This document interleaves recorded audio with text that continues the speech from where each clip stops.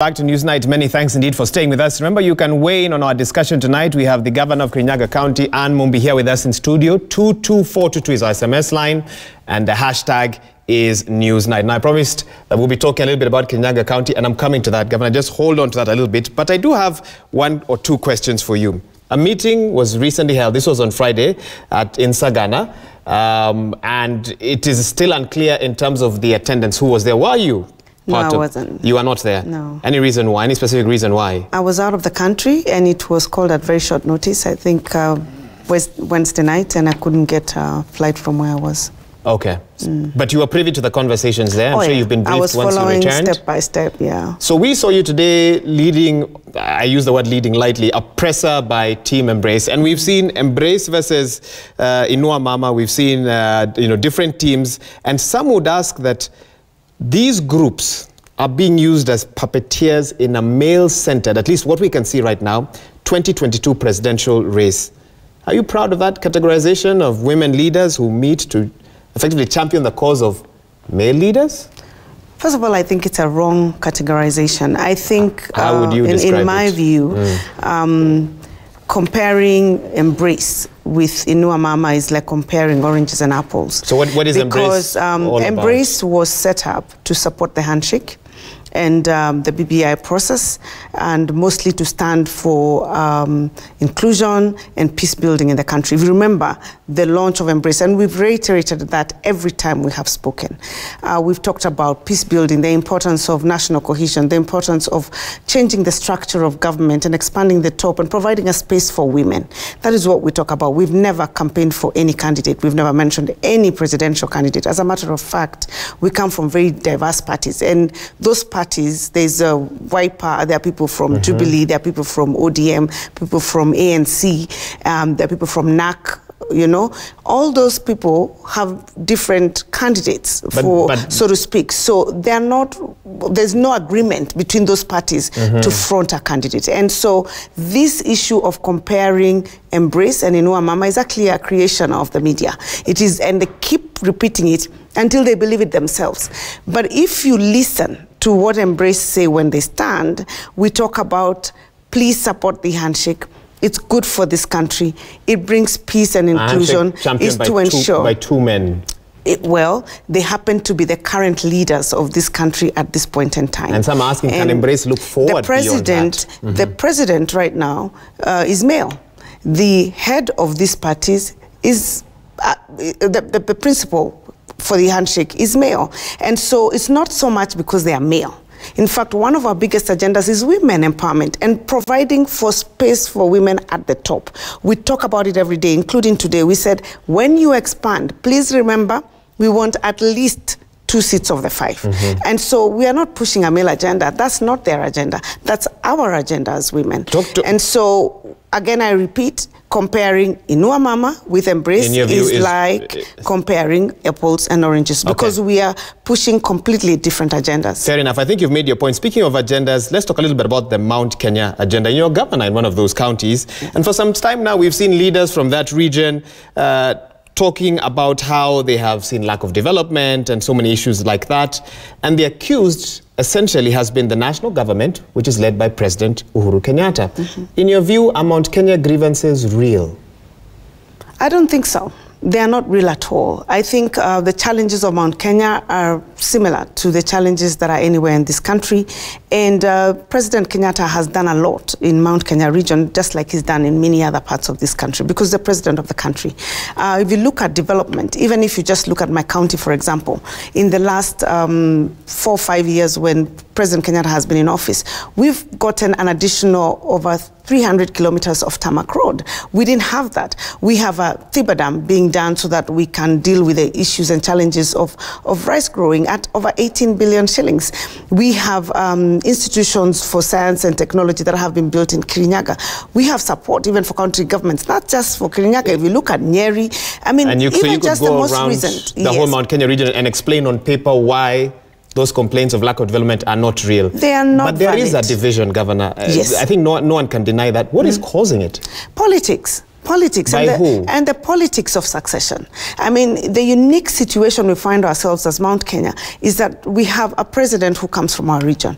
And there are people who, because of the fact that his term is coming to an end, they are starting to agitate to position themselves for succession. And that is expected in any democracy. And so you cannot really blame certain individuals who are agitating to be recognized and to be chosen, so to speak, by the people as successors of Kenyatta. So that happens.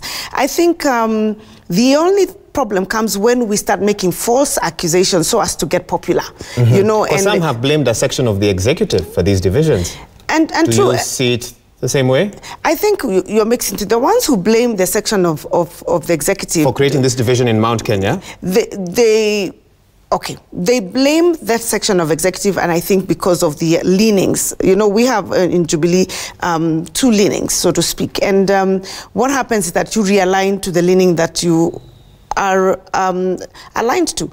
Those who believe that we should be focusing on development are called the Kieleweke. The other ones who are thinking that we should be politicking then have been called Tanga-Tanga. And then what happens is that because we are all in this space, you hear a lot of noise.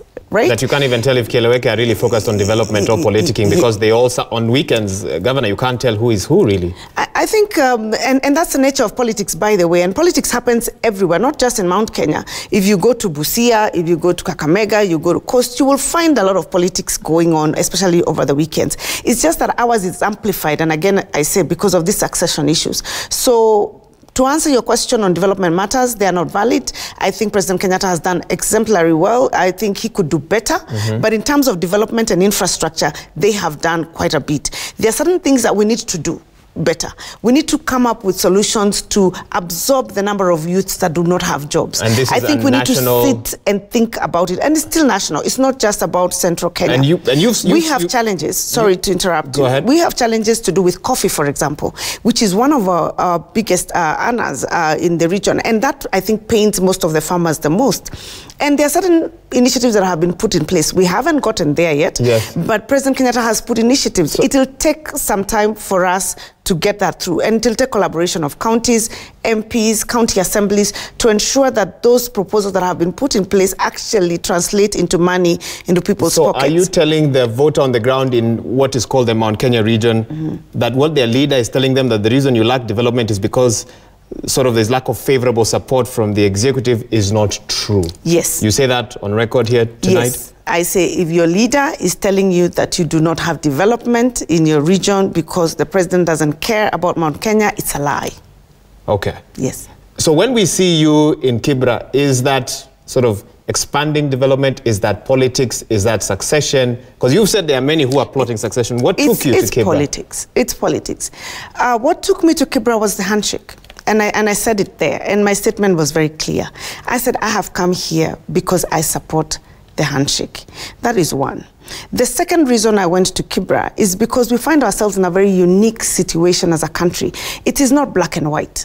I mean, in a normal country, you would have NASA on one side and you have Jubilee on one side. But we have something called the handshake, which we have all been reading, learning.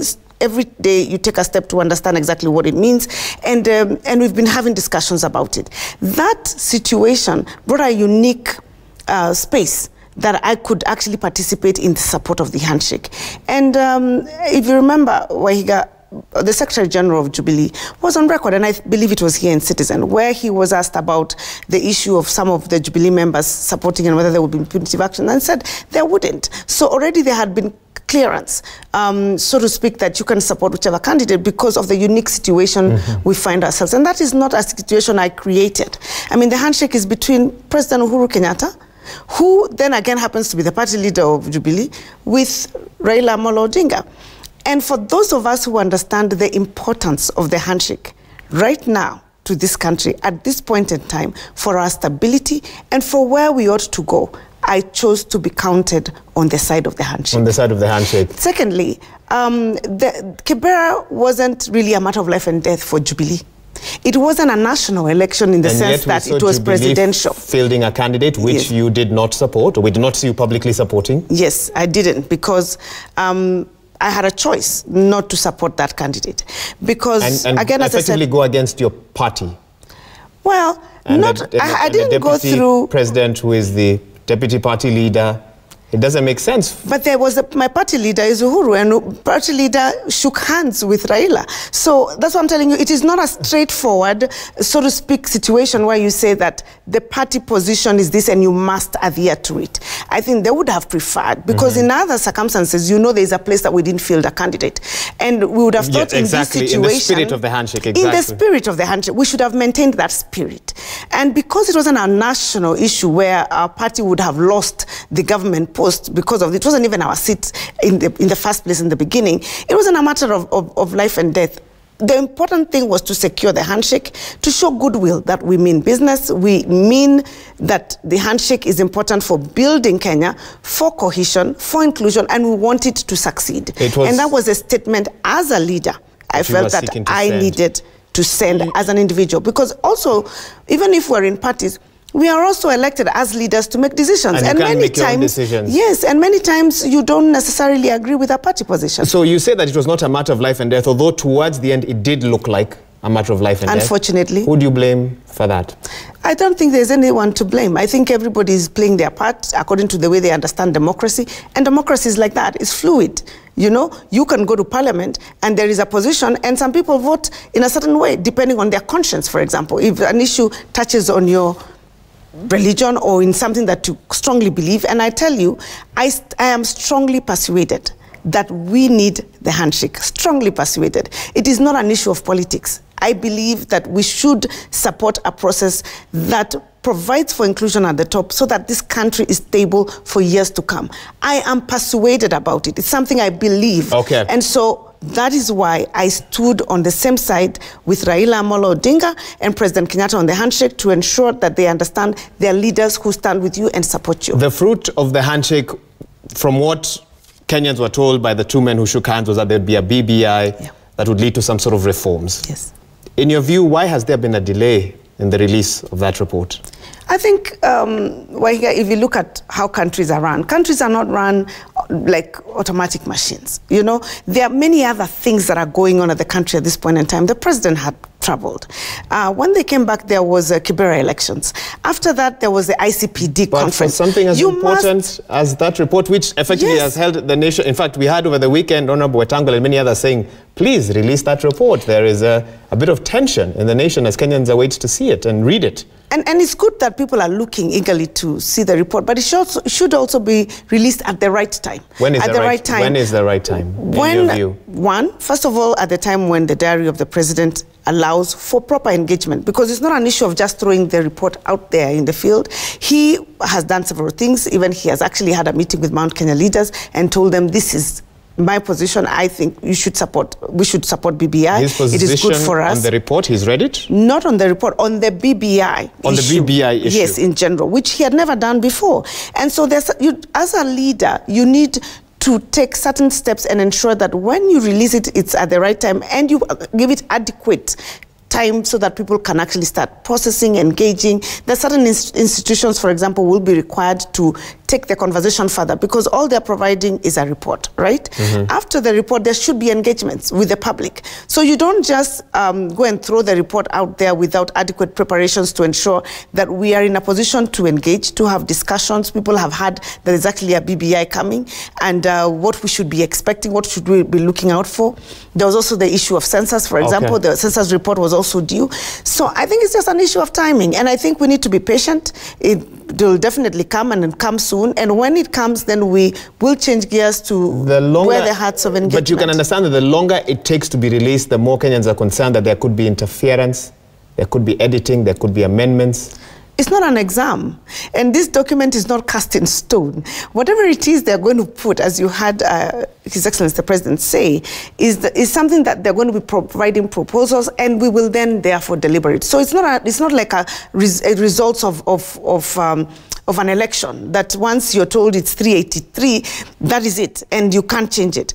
It is just going to be proposals, and on those proposals, then we will go and deliberate, all of us as Kenyans, and it will be a process of another 6, 7, 8, maybe a year. and then come with the final legislative changes that we require. Do you think those legislative changes must be at a referendum?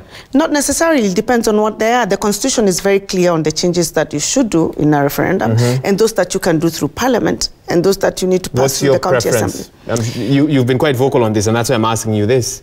I cannot say as Anne I have a preference. I think whatever changes that Kenyans want, we will implement them according to the Constitution, and I hope that the country follows that. So if it's a referendum, so be it. If it changes that can be done through a process of parliamentary changes in Parliament or County Assembly, I think we will all support it. Okay. You've said if it's a referendum, then we go that way. Yeah. Can the country afford a referendum? What is the price of chaos, Wahiga? What is the price of an unstable country? But where will the money for the referendum come from first? Where would the money be to run the country if you were unstable, if you had no investors, if there was war? I mean, is there a price for that? If for you every 5 years to spend 2 years agonizing about elections and thereafter 2 years fighting about the results. And that's a fair point you're making, Governor, but you still haven't answered my question. Treasury right now tell us that there is no money, even in terms of running government. We are seeing government doing all sorts of measures to try and get some money to run basic functions. Are they finding money to take students to school?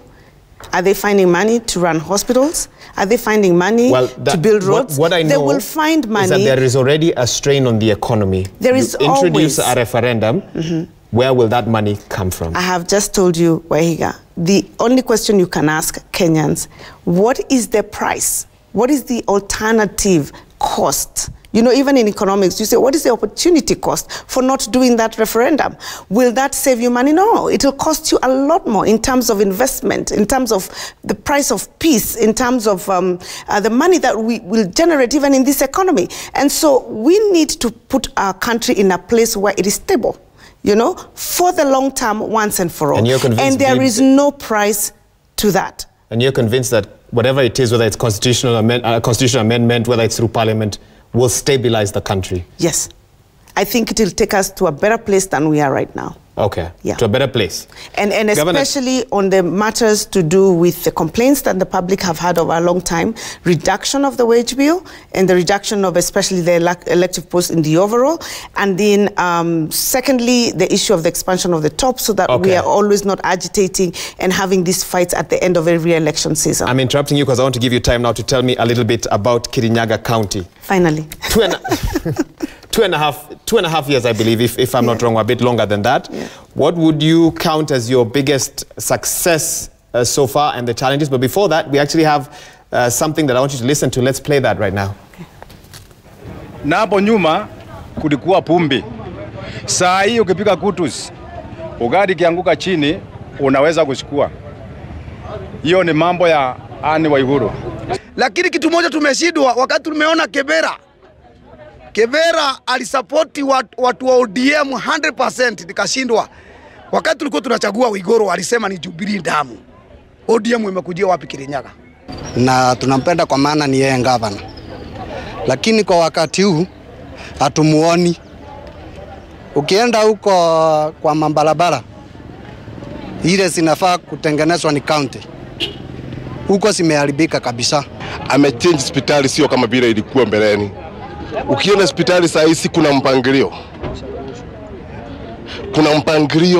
Unaona majengo mpya tena imejengwa. Kwa hivyo tunatarajia in fact kutoka next year ama baada ya kitu kama miaka 3 tunatarajia hospitali yetu itakuwa level 5. Si gavana wa ukweli juu hata hatuna imani na yeye. Kwa hakuna kazi anafanyanga Kirinyaga. Ni ile tu ya kwenda kule Kembera, wameshikana akina Raila pale. So hatuna imani na yeye Kirinyaga. Lakini hata ingawa infrastructure imeimprove, ile kitu ambayo tungetaka sana ni kama hizo infrastructure zimekuwa improved. Hata mambo ya dawa, mambo ya matibabu, mambo ya diagnostic iweze kuimprove. Gavana wetu ametusaidia sana. Amejaribu kuimprove infrastructure ya hospitali zetu. Kwa saa hii kuna mijengo mingi inajengwa, kukuwa na wards, na hivi karibuni natarajia hizo nyumba zikimalizika, wards tutakuwa tumeongezewa na hatutakuwa na haja ya kutembea nje ya county. gavana wetu alianguka na nose diving style. Anaenda bedroom ya Raila kutengeneza maneno. Lakini bedroom yake iko very shaggy. Iko na kila kitu. Governor, let's start from there. Your bedroom in Kirinyaga. So a few issues have been brought up, infrastructure, and you have received some pluses on that. Concerns about healthcare, concerns about what association with other leaders across the country, and one or two have raised the issue of absence. They say they haven't seen you on the ground. I don't know which one you want to begin with. I think I'll just start by talking about Kirinyaga. Now, when we started, when we picked up this county, it was very far behind. In fact, it had been ranked in the latest just before the elections of 2017 as the last county in terms of performance. And so when we got in, we started with a session of planning. And then we developed a session of paper, which we called 2032, where we planned out what it is that we can do with the resources that we have. And I should mention at this point that Kirinyaga is one of those that are not very adequately funded. We are sixth from the bottom in terms of the revenue we receive. And so in terms of development, we have only about 800 million shillings to $1 billion shillings a year. And has that been coming faithfully? Just like every other county, we have our own challenges of disbursement, and that's a discussion for another day. Okay. I want to focus on what we've done. And so we came up with a session of paper, and we identified areas that are very similar to the Big Four agenda: healthcare, agriculture, roads and infrastructure, and trade and marketing. And if I could just start with the issues of health, we have built several wards in various hospitals. In Baricho, we've done a male ward. In Kirawaya, we have done the outpatient and an eye center and a renal center as well. In Kenyaga Hospital, we've done a maternity ward. In South Ngariama, which is an area which is far-flung, and I had promised they'll have a maternity ward 6 months after election. We've done that. So from an infrastructure perspective, I'll get there. I'm saying this because it seems the issue with healthcare is personnel, and I'm getting SMSs I will get there. I will get there, Wahiga. Yes. Okay. So in Sagana, we've done an X-ray center. And in Kimbibi Hospital, we've done women and child's ward. That's just to tell you about infrastructure improvement. And then in terms of the roads and infrastructure, we have bought our own equipment, and we're in the process of marraming our roads. None of those roads had been done previously. We have before and after pictures. Anyone who follows me on Facebook can see. We have now done about 300 kilometers of our marram roads with the equipment that we've bought, 10 graders, tippers, loaders, all the equipment that is required, and we've sourced that directly so that we do not have to go through the tendering process. When you come to agriculture, we have a program that is for empowering our farmers. And other than the support that we're giving for the crops that have always been provided, we have an avocado value chain, we have a tomato value chain, and one thing that we're doing is this chicken and production of egg value chain, and then we have a dairy value chain. And all of those, we are working with farmers. For example, for the eggs production, we are targeting by the next 6 months or so to start producing eggs in Kirinyaga, about 40,000 a day, so that it's 1 million a month. You also, because this is something interesting that you're talking about, you recently announced that Kirinyaga coffee might at some point be sold in America. You're coming, you want to tell us the status of that? Yeah, I'm coming there. So in terms of the eggs, that is also one of the things that adds money to the pockets of the people. And the reason I'm talking about this is because when you sit in Nairobi, the needs of the people in Nairobi are very different from the people from the rural areas, the things that you would be interested in achieving on this end. Now, with regard to the traditional crops, such as coffee and tea and all, ours is to find markets, and we have found markets.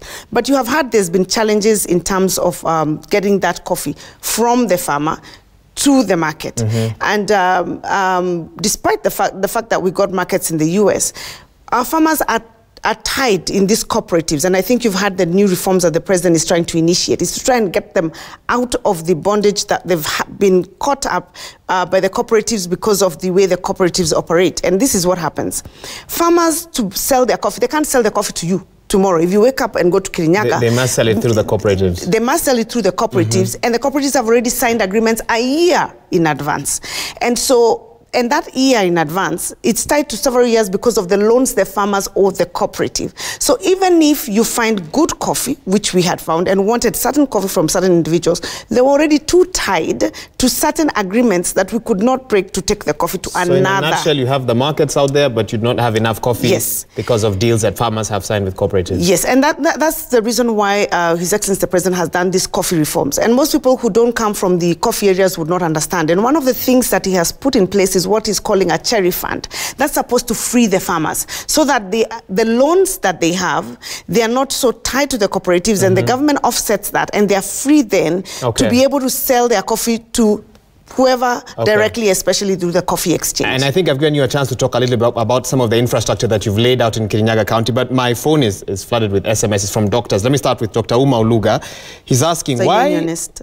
Pardon? He's a unionist. Okay, he's asking, why have you chosen to mistreat Kirinyaga residents by denying them health care? He says that you've sacked for 50 health workers without ever engaging with them. Your hospitals are overburdened with people from, I think, Nyeri and Muranga, where Kirinyaga residents now are going to seek health care, yet first of all, you have a budget. How do you respond to this concern? You've talked about the infrastructure, but personnel. First of all, I don't think it's a genuine issue because he's a unionist and he's an interested party, okay? And the challenge that we had in Kirinyaga was actually because of him as the union head. And if you remember, Wahiga, and if you let me finish my sentence, we went to court, right? Because there's a process of going on strike. You are supposed to give notice, then you engage, then the issues are not addressed, then you go on strike. They gave us a notice. Just when we were saying we will engage, they went on strike. It was a politically instigated strike. We went to court several times, and the court finally declared it illegal permanently and gave me permission to fire. I extended an olive branch that was covered in the media that anyone who will return to work, even if I have the permission to fire you, by this time, you can continue with your work. 750 returned. About 300 and something did not return and continued to go into strike. Now, I'm a governor. What am I supposed to do? My duty and obligation to the people of Kirinyaga is to ensure that they have services. And so those who did not return, we had absolutely no choice but to terminate their services. And as I speak, we're in the process of expanding not just the infrastructure, but we have also dealt with the issue of human resource personnel. In what way? They were all replaced. We have 380 new staff that came to the health sector, and they are operating in the hospitals. And if you go to Kirinyaga, you'll find the hospitals are running. So there is this politicization, and let me say this, it's unfortunate that our politicians who have ambitions for 2022 were the ones involved and funded by other bigwigs to ensure that they actually sabotage us in Kirinyaga with regard to the strike. And one would almost ask, it seems that in every aspect of your public service you have had to fight politically instigated battles. And I will continue fighting them. The reason being, if you're seen as a threat... Why do you think, some would ask, why always Waiguru? Why always Anne Mumbi? Why is it that I'm the one who trends the whole day just because of coming here, and it doesn't happen to everybody? I mean, the fact that some people... Why you because some people suspect such reactions? Yes, because some people see me as a front runner in matter succession, and that is an issue of interest, and you expect it. And by the way, it's not unique to me. If you go to Kitui, you will find that she's got her unique challenges. If you go to other counties where especially somebody is seen as a front runner, the people will gather together to ensure that you are pulled down, and we expect that to happen. So it's not unusual. Are you a front runner in the 2022 race? I hope I am. You hope you are? Yes. We recently had another former presidential candidate saying the name deputy will not be before her name. Would you say the same for you? I wouldn't say that. You wouldn't say that? Yeah. It is a possibility in your... We don't know what shape our politics will take after the process of the BBI and all that, and then we will make our decisions. Okay. Governor? Thank you so much. Thank you for joining us on Newsnight, and thank you for everyone who's weighed in. 22422 is the SMS line. The hashtag is Newsnight. I'll be reading some of your feedback shortly. I believe we're due for a break. We'll take that break, but here's what's coming up on the other side.